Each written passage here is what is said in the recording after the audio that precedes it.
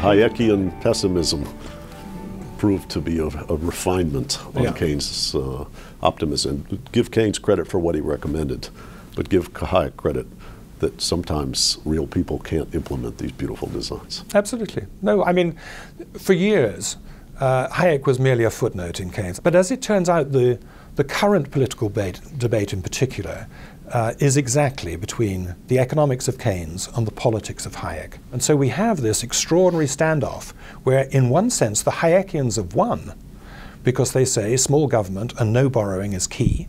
And the Keynesians are frozen in inaction because the political will in Congress has been frozen.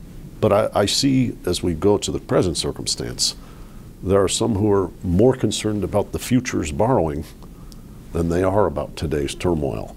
But no one in the present circumstance tends to trust the government, because the bailouts and the bankers' bonuses or feelings of corruption or the Murdoch scandal and his relationship to law enforcement, you're seeing symptoms of distrust of leadership and of government around the world now. And I don't know if we can even invoke Keynes's toolkit. Well, it's not very easy for a number of reasons to invoke Keynes today. Not least because that body of distrust has now become so commonplace and so widespread that actually they don't want the government really to do anything that might cause extra borrowing, that to cause a bigger trough of debt, if you like. What Keynes, of course, was trying to explain was that you really shouldn't look at a national economy in the way that we look at our household economies. Of course, there is sensible borrowing. There's sensible borrowing to buy a house. But a national economy, Keynes argued, was very different to that. The fact is that a national economy has other responsibilities. And therefore, borrowing, it's possible for a state to borrow, as America can borrow. I mean, the reduction even after a downgrade. Well, it's absurd, of Yields course. are 20 basis points lower after the downgrade. It's totally absurd. Of course, the government can print money if it wants to. There are 1,000 ways that a government can stay solvent. There's absolutely no question at all in anybody's mind, is there, that America is solvent and that it can pay its debts? We know that.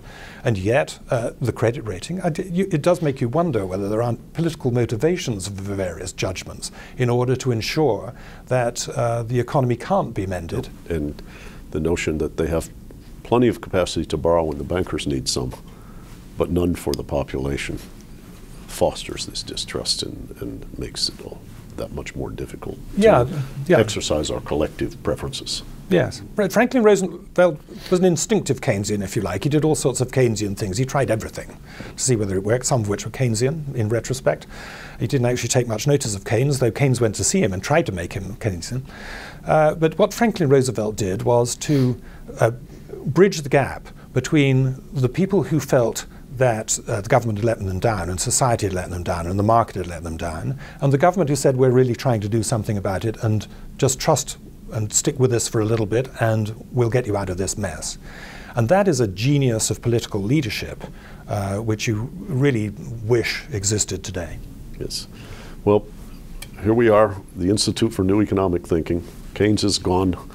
I don't know if we can invoke a seance in our next video. At the very least, I would encourage people to read your book and get as close to the awareness of these two men as you've brought forward for us and shared with us today. Thank you for being here.